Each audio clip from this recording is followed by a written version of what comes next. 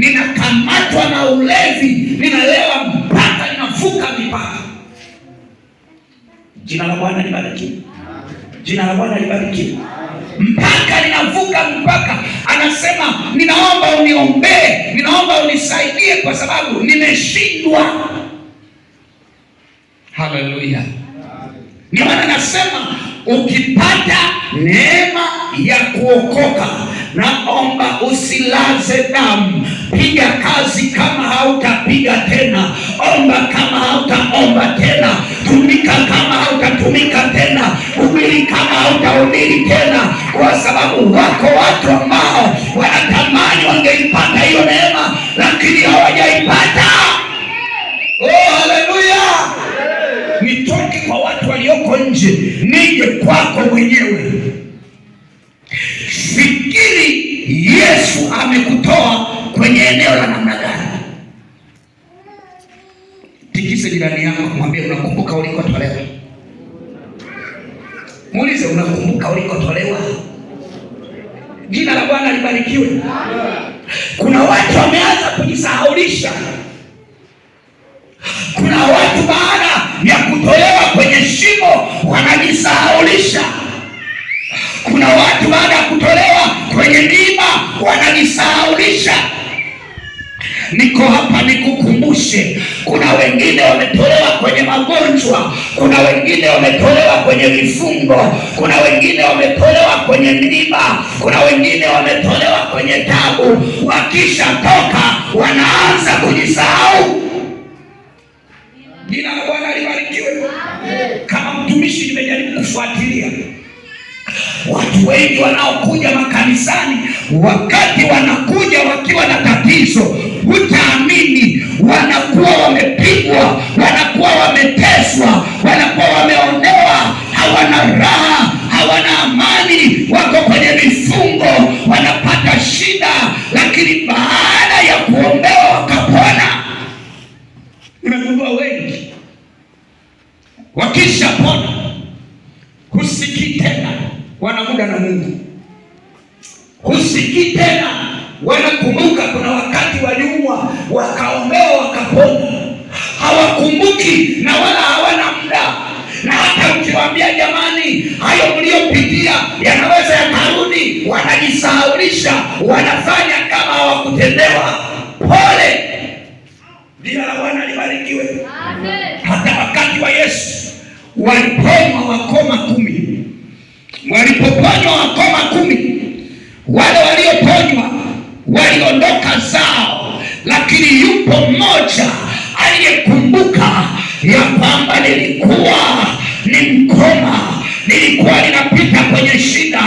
Akarudi akamwambia Bwana, ninakushukuru kwa sababu nimetendewa, ninakushukuru kwa sababu sasa niko salama. Yesu akafurahi, lakini alihoji wengine, wale 10 wako wapi? Hawakupatikana. Na ndivyo kilivyo kizazi cha leo. Watu wengi wanapotendewa wanasahau ya kwamba Mungu amewatendea kwenye maisha yao, wanasahau ya kwamba Mungu amewatoa kwenye shida kwenye maisha yao. Niko hapa nikupe taarifa ya kwamba usisahau Mungu alikokutoa, usisahau Mungu alikokutoa. Kumbuka ni wapi alipokutoa, rudisha. Kumbuka ni wapi alikokutoa, rudisha fadhila kwa kumtumikia, rudisha fadhila kwa kumtumikia.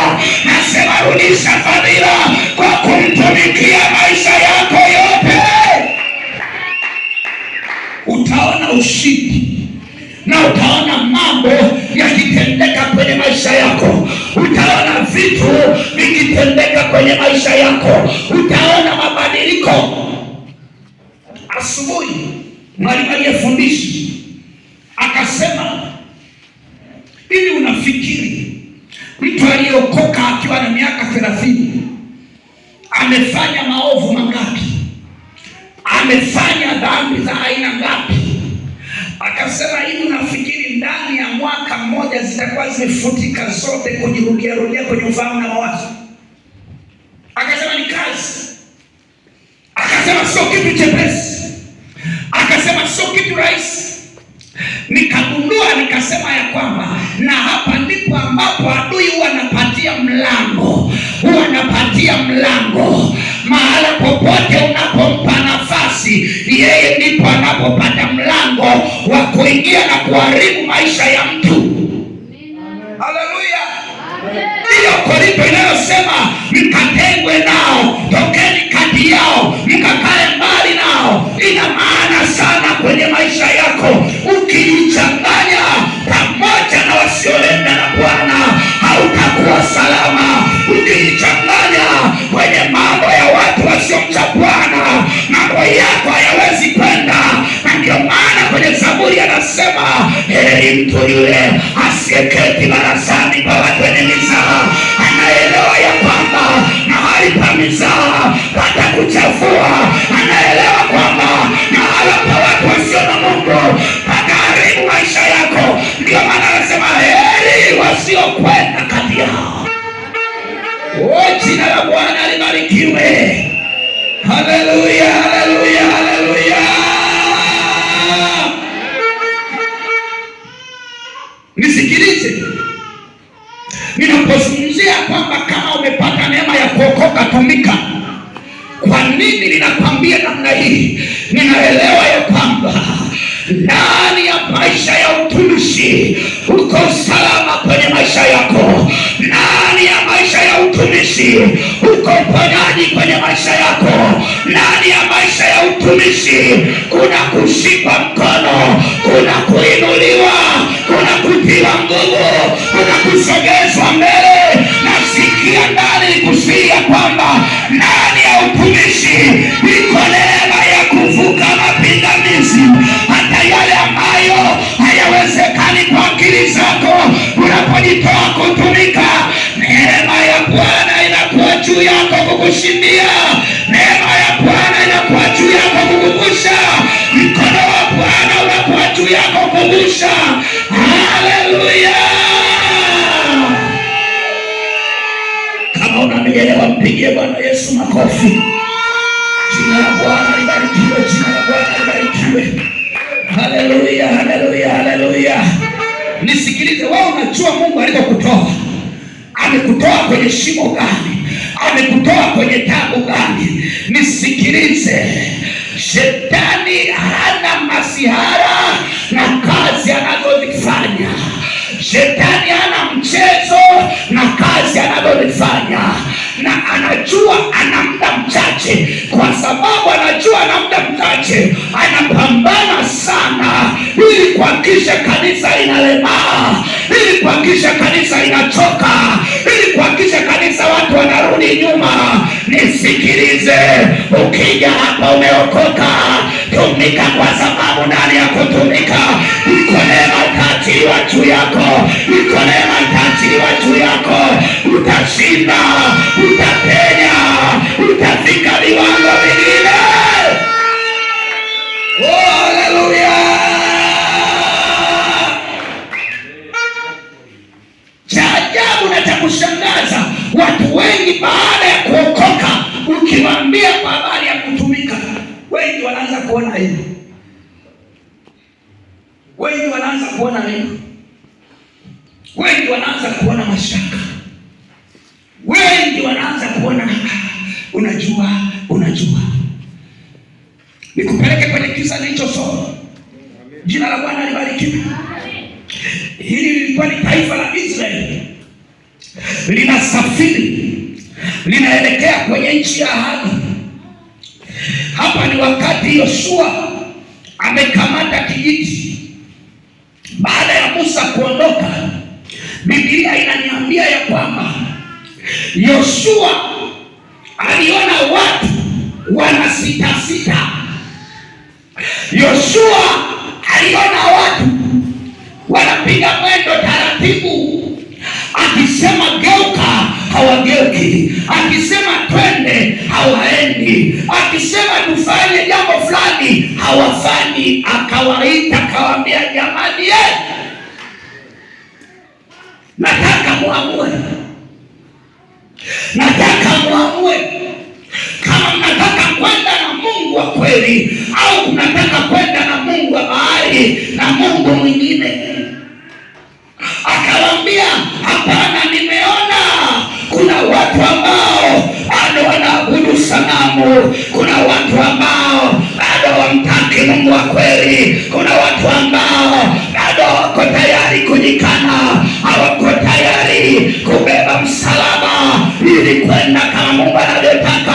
Akasema, hapana, siwezi kuendesha kundi la watu ambao wako njia mbili, wako mguu pande, kwa shetani wanataka na kwa Mungu anataka. Akawaambia, hapana, amueni leo Mungu nitakayemtumikia. Mimi mwenzenu nimekwisha kuamua, potelea pote nikosea dunia, potelea pote nikosea ulimwengu, lakini mimi na nyumba yangu nitamtumikia Bwana.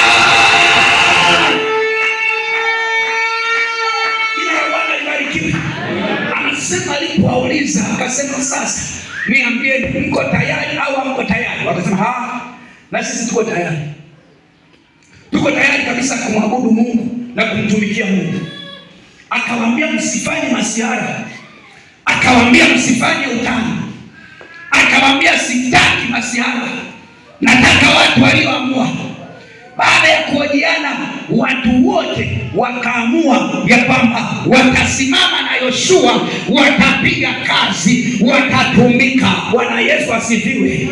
Anasema hivi, Yoshua akaweka agano nao, akasema, niweke agano ili mkikengeuka, kama Mungu aishivyo, kama kupigwa na mpigwe, kama ni mabaya ya wapate. Wakaweka agano la kumtumikia Bwana. Jina la Bwana libarikiwe. Bwana Yesu asifiwe. Bwana Yesu asifiwe. Nisikilize, kwenye kumtumikia Mungu kunataka commitment na maamuzi ya kumaanisha. Jina la Bwana libarikiwe. Jina la Bwana libarikiwe. Fungua kitabu cha Kutoka sura ya 10:24. Kutoka sura ya 10, aliyepata anaweza kutusomea Kutoka sura ya 10:24 na 25. Pale kuna kisa kinaongea kwa habari ya taifa wakati linataka kutolewa kwenye nchi ya Misri. Jina la Bwana libarikiwe. Bwana Yesu asifiwe. Jina la Bwana libarikiwe. Biblia inasema 24 na 25. Farao akamwita Musa na kumwambia, haya, nendeni mkamtumikie Bwana. Ongoza hata sala ya toba, lakini dhambi endelea nazo. Kwa hizi kuna mtu anakuona. Bwana Yesu asifiwe. Amen. Hizi hakuna mtu anayekuona. Na leo tuna timu kubwa ya watu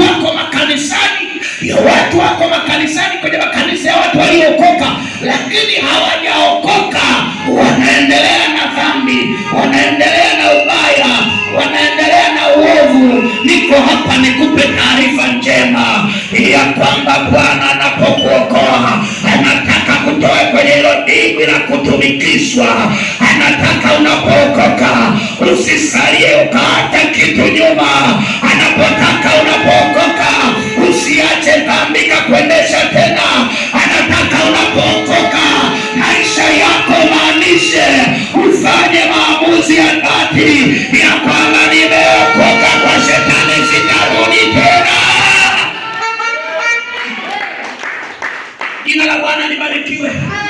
Jina la Bwana libarikiwe.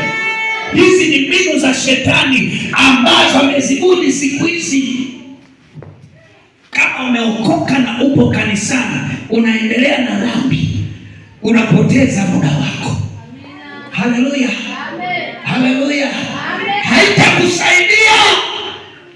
Angalia Musa anamwambia Farao, anasema hautasalia ukwato. Oh, haleluya.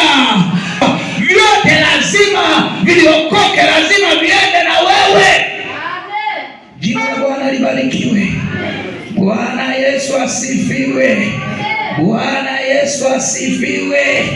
Nisikilize, baada ya kuokoka kuna mambo machache unatakiwa kuyafahamu ili yakusaidie kuingia kwenye utumishi. Jina la Bwana libarikiwe.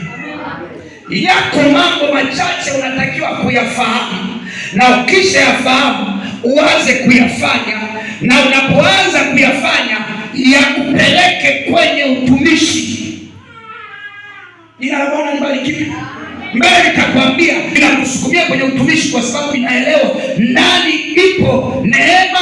Baada ya kuokoka, unapojiingiza kwenye utumishi, unakata mzizi wa fitina wa shetani kufuatilia maisha yako.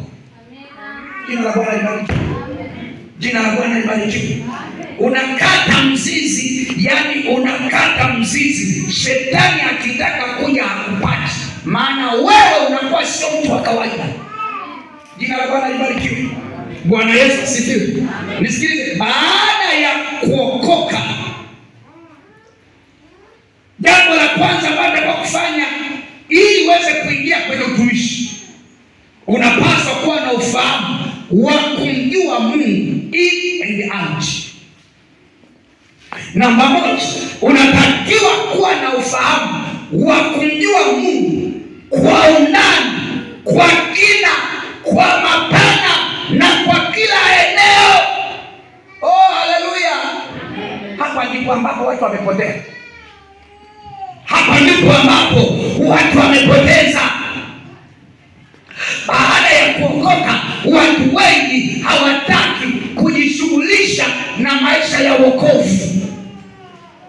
Baada ya kuokoka, watu wanataka kukunja nne wapumzike, watu wanataka kukaa chini wapumzike. Baada ya kuokoka, wanataka wakae chini wale raha. Nisikilize, hautakula raha kama shetani anajua hauijui kweli. Kama shetani anajua haumjui Mungu uliyempokea, hautakaa kwa uhuru. Atakubeba usiku, atakubeba mchana, atakubeba wakati wowote, na anajua ya kwamba wewe uelewi chochote. Haleluya! Jina la Bwana libarikiwe. Wapendwa, jina la Bwana libarikiwe. Nisikilize, lazima umjue Mungu in and out, yaani umjue Mungu kwa kina, umjue Mungu kwa mapana, ili ya kwamba unapotoka kuambia watu Yesu anaokoa, usiwe na dauti yoyote ile, usiwe na mashaka yoyote yale, usiwe na wasiwasi yoyote ile, kwa sababu unamwelewa Mungu ya kwamba alitenda miujiza. Unamwelewa Mungu ya kwamba anaweza kufanya njia hata pasipo na njia. Unamwelewa Mungu ya kwamba ni mwamba ulio imara. Unamwelewa Mungu ya kwamba ni ngome imara. Wote wanaokimbilia kwake wamekuwa salama. Haleluya! Haleluya! Haleluya! Watu wametoka kwenye kutaka kujifunza kwa kina kumjua Mungu, hawataki. Jina la Bwana libarikiwe. Itisha semina, utaona watu wanapiga chenga. Itisha maombi, utaona watu wanapiga chenga. Lakini ukisema kusifu na kuabudu, na hapo shetani amepapatia, wako vizuri. Mungu atusaidie. Haimaanishi kwenye kusifu na kuabudu Mungu hayupo, yupo. Ila shetani amewakorogea vitu ambavyo viko kinyume na kusudi, viko kinyume na mpango. Nisikilize, mjue Mungu ili uwe na amani. Biblia inasema mjue sana Mungu. Unapomjua sana Mungu, manake adui hawezi kufuatilia, anajua unaelewa. Haleluya! Haleluya! Biblia inasema kwenye Marko 16:17, na ishara hizi zitafuatana na hao waaminio. Bwana yule, muulize ndani yako, kwenye hizi ishara umo? Anasema utasema kwa lugha mpya. Muulize ndani yako, umo? Utatoa pepo, umo? Utaweka mikono juu ya wagonjwa, wagonjwa nao watapata afya humo. Jina la Bwana libarikiwe. Haya, wamesukumiwa wachungaji, haya wamesukumiwa mitume na manabii, kwamba hao ndio walio. Nisikilize, pepo likijua ya kwamba wewe huwezi kulikemea, linaingia linakutesa. Likijua ya kwamba wewe maombi yako ni ya kubembeleza, unamwambia shetani, toka wewe. Wewe shetani, utoka wewe. Anajua huyu ananibembeleza, ni rafiki yangu. Anaenda kuita mapepo 10 yanakuja kukaa ndani yako. Anaenda kuita wenzake 7 wanakuja kukaa ndani yako ili wakutese, maana anajua hauelewi chochote. Lakini aliyevikwa mamlaka, Biblia inasema ya kwamba tumepewa mamlaka ya kukanyaga nyoka na nge. Tumepewa mamlaka ya kutoa pepo. Hatuna mjadala na mapepo. Tukikutana na mapepo, kwa jina la Yesu toka, mamlaka jina la Yesu toka. Nakwambia pepo likijua una mamlaka na unaelewa halikai, yote yanawezekana kwake, hakuna lisilowezekana. Akijua hivyo, lazima apishe njia. Jina la Bwana libarikiwe. Jina la Bwana libarikiwe. Wapendwa, unahitaji ufahamu. Mwambie jirani yako unahitaji ufahamu. Mwambie jirani yako unahitaji ufahamu. Huwezi kumtumikia Mungu bila kujua maandiko. Na haihitaji chuo peke yake, hata kujifungia tu. Bwana Yesu asifiwe. Hata kujifungia tu, hata kujifungia tu. Mwambie wewe na muda wa kujichimbia. Mwambie jirani yako wewe na muda wa kujichimbia, kwamba ni wakati wa kuchimba Biblia, ni wakati wa kuchimba maandiko, ni wakati wa kutafuta kumwelewa Mungu. Bwana Yesu asifiwe. Wewe Mungu wako mpaka jiulize kwa jirani. Yaani Mungu wako mpaka uulize kwa mjumbe, mchungaji, samahani, ile andiko liko wapi? Samahani mwinjilisti, nisaidie, nilikuwa ninasumbuliwa na kapepo fulani. Ile andiko la kumpiga pepo liko wapi? Alafu nategemea utakuwa salama. Na kuambia pepo linawahi kabisa kabisa. Ukipiga simu kwa mchungaji, the number you are calling is not reachable. Ili akunyonge, akutese vya kutosha mpaka ushike adabu. Jina la Bwana libarikiwe. Bwana Yesu asifiwe.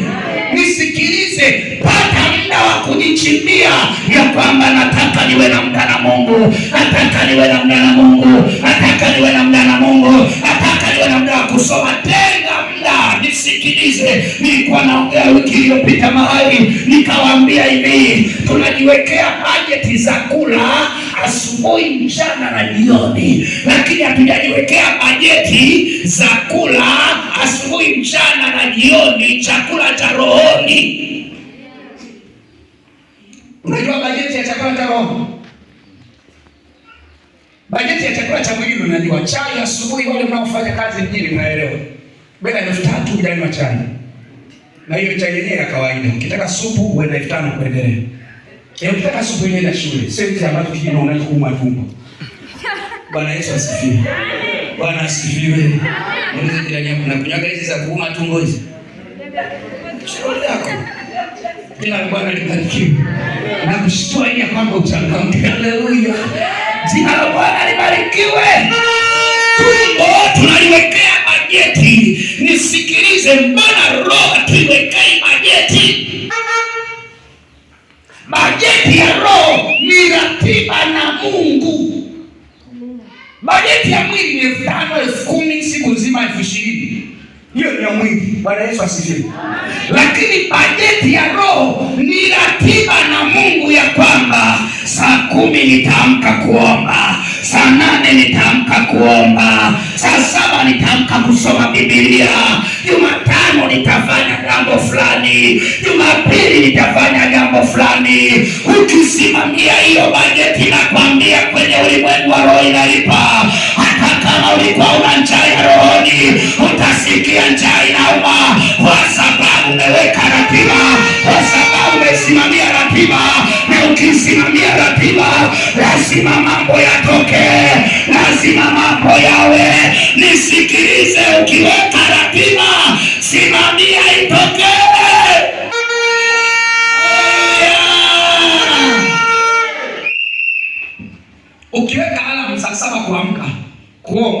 Usianze kuchukia na mitaanza kulia. Maana kuna wengine akishaona tili anawahi. Anasika. Nimezoea inaniamsha kila wakati, leo nimechoka, ile ajili nimechoka. Bwana Yesu asifiwe. Bwana Yesu asifiwe. Bwana Yesu asifiwe. Bwana Yesu asifiwe. Na wale ambao huwa tunawahi, tukiamka tumeshtuka, tunaanza maombi kwenye neti, tuache kwa jina la Bwana. Bwana Yesu asifiwe. Sasa leo najisikia kuchoka sana, nitaombea kwenye neti. Waombeaji kwenye neti wote huwa wafiki dakika 5. Sukume jirani yako mwambie umewahi kufikisha dakika 5 kwenye neti? Utashangaa maneno yanaanza kupotea hapa katika jina.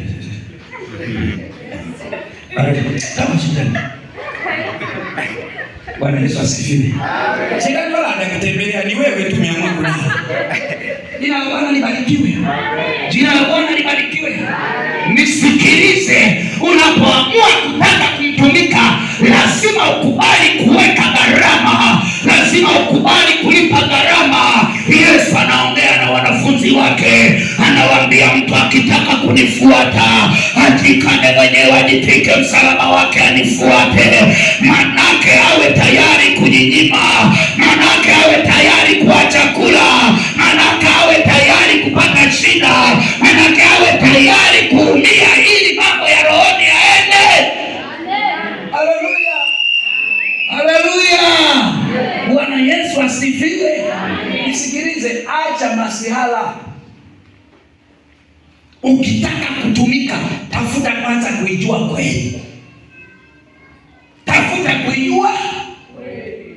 Mjue Mungu kwa undani. Na ndio Biblia inasema, mkijua kweli, kweli inawaweka huru. Sasa wewe kila siku unatetemeka tu kwa shetani. Bundi tu akilia. Tayari wameshakuja. Hawa wenyewe tu wameshakuja. Na neti inatafuta shuka libudikwa vizuri zaidi. Sasa wale wake mara ghafla asikie mwanga, Bwana amewaka, anazindika na pressure. Bwana Yesu asifiwe. Bwana Yesu asifiwe. Bwana Yesu asifiwe. Ukielewa kweli na kutenga mbali na mashaka, kweli na kutenga mbali na hofu, kweli na kutenga mbali na majuto, kweli na kutenga mbali na kulialia, kweli na kutenga mbali na kutishwa. Haleluya. Haleluya. Si unajua uliye naye boss, unatetemeka nini? Bwana Yesu asifiwe. Bwana Yesu asifiwe. Unatetemeka nini? Haleluya. Haleluya. Huna haja ya kutetemeka kwa sababu unaijua kweli. Kweli inaweka huru.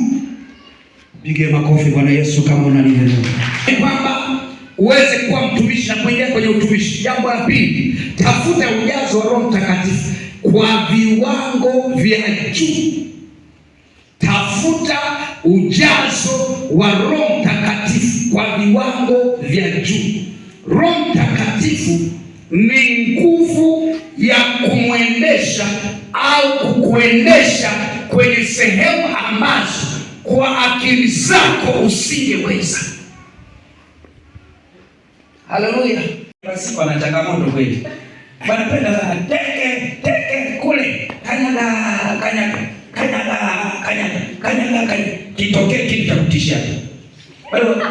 Kwenye group kule nilirusha kama nani fulani. Mliangalia? Wale mnaoangalia kwenye group ile kanisa. Bwana Yesu asifiwe. Nilirusha kwa jamaa fulani. Jamaa kapigwa na mguu. Minyororo ile mizizi imeshona miguu. Alafu jamaa unakuja kama mnyoka fulani, sio mnyoka, mkenge fulani, sio mkenge, unakuja. Nakwambia unakuja namna hiyo. Yule alikuwa ni binti alikoka. Na kwa hivi aliposema kwa jina la Yesu Kristo, toka! Moto ukalipuka, lile nyama likaondoka. Bwana Yesu asifiwe. Wakatokeza wababu na vifimbo vyao vya kutisha vile wananyoosha na wanataka kuua mtu. Akajaribu kunyoosha hamna. Wakapigwa akafunguliwa. Bwana Yesu asifiwe. Bwana Yesu asifiwe. Unafikiri ile nguvu aliyokuwa nayo ile teke kule. Maombi una teke kule. Umelala toka saa 12 mpaka saa 12 asubuhi fofu.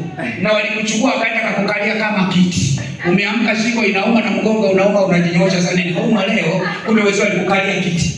Alafu ukifika kanisani, teke kule wanasema subiri. Ikifika jioni tunamlipizia teke yake.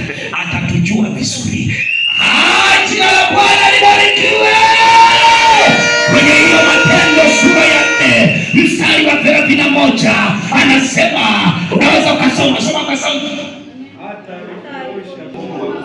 hata walipokwisha kumwomba Mungu mahali pale walipokusanyika pakatikiswa, wote wakajazwa Roho Mtakatifu, wakanena neno la Mungu kwa ujasiri. Nisikilize, kinachofanya mtu anakuwa na pawa ya kumwambia shetani toka ni maombi yanayokuwa yana ujazo wa nguvu za Roho Mtakatifu. Roho Mtakatifu ni Mungu ndani ya wanadamu. Roho Mtakatifu ni Mungu katika maisha ya wanadamu. Anaposimama Mungu kwenye maisha, mwanadamu anakuwa sio yeye, lakini Mungu ndani yake. Na Mungu akiwa upande wako, ni nani aliye juu yako? Biblia inakataa, Paulo anakataa, anasema hakuna aliye juu yako. Mungu akiwa upande wako, hakuna cha kusimama. Jina la Bwana libarikiwe. Bwana Yesu asifiwe. Tafuta ujazo wa Roho Mtakatifu, acha kubibu. Haleluya. Haleluya. Haleluya. Na Roho Mtakatifu haji kwenye maombi ya dakika 2, dakika 5. Yale ya miayo kidogo tu. Kidogo tu. Mtu gamaliza hata maombi yake. Jina la Bwana libarikiwe. Usitegemee utakuta nguvu. Ili nguvu ipate kuzaliwa ndani, inataka kilomita za kuingia chini, inataka kilomita za maombi, inataka kilomita za kukata masaa, lisali moja masaa mawili, masaa matatu, masaa manne. Mtu amepiga goti anasema, Bwana nataka itoke, nataka itoke, nataka itendeke, nataka itendeke, nataka iwe, nataka iwe. Wengine wakinyamaza, hapana, mimi nataka itoke, nataka itoke. Wengine wakilala, mimi hapana, sitalala. Jina la Bwana libarikiwe. Haleluya, haleluya. Haleluya, haleluya. Angalia kitabu, tuko tayari kwenda na wewe. Usituache mahala hapa. Uweza wako na mkono wako usipokwenda nasi. Jina la Bwana libarikiwe. Wapendwa, jina sitapanda kwenye kitanda nilale, wala sitaacha kope za macho yangu kusinzia. Yaani huyu yuko tayari aloweke miguu kwenye maji tena ya barafu ili asilale, lakini afanye nini? Aombe. Wewe mara ngapi umenawa uso ili uombe? Bwana Yesu asifiwe. Wachache tu wanajitahidi wakija kwenye mkesha kanaenda kanawe, anaenda kunawa. Bwana Yesu asifiwe. Na akija hapa tena na uchapa. Bwana Yesu asifiwe. Juzi niliwaambia watu nilipokuwa Kurumi, nikamwambia hivi, badilisheni style ya kulea watoto wenu mnavyolea siku hizi. Siku hizi watoto mnawalea mayai. Siku hizi hakuna watoto wanaoloweka miguu kusoma. Hizi za nyuma sisi watu walikuwa wanaloweka miguu kwenye maji, wanaloweka. Wanakunywa kahawa ili wasome tu afaulu mtihani wa form 4 au form 6. Siku hizi mitoto inakoroma. Imelelewa mayai. Ndio inatuletea watoto mayai kisukuma kidogo. Inalia.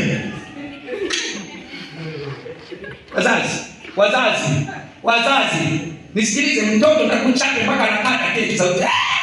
Piga sauti kata. Ikikata ndio nasikia anakuja na adabu. Akikutana na simu. Jina la Bwana libarikiwe. Jina la Bwana libarikiwe. Siku hizi tunalea vipi? Tunawalea watoto vibaya. Unaona huyu amesema sitalala. Siko tayari kupanda kwenye kitanda.